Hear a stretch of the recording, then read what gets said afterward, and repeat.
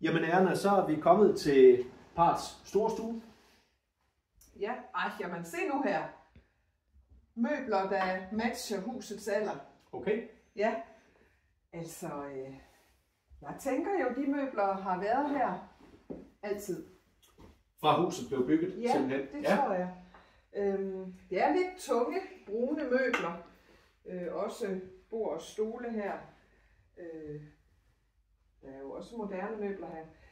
Jeg tror, parret har købt de møbler, specielt til den stue her, og synes, her hører de til. Ja, hver år til jul, så samler parret her den nærmeste familie. De bliver 25, hvis alle kommer, børn med mere. Og så gør de simpelthen det, at de rydder stuen, sætter 2 lange borde op. Men hvad får man at spise? Skal jeg gætte, hvad de spiser? 1. Køber de al maden? Kryds.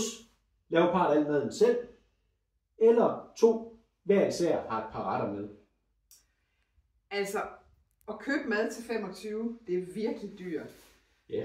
Og specielt i julen, der bliver der taget ved priserne. Okay.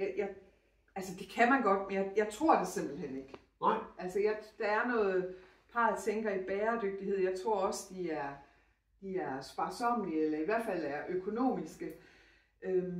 Skulle lave maden selv. Altså, jeg har en fornemmelse af, synes jeg, at parret er ikke helt grønne længere. De er lidt oppe i alderen. Men der blev lavet mad i køkkenet?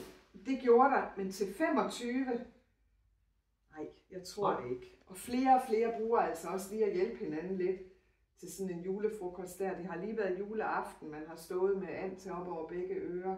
Ja. Nej, de kommer hver især med et par retter eller 2.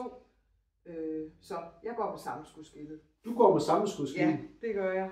Men hvad siger I hjemme i stuerne?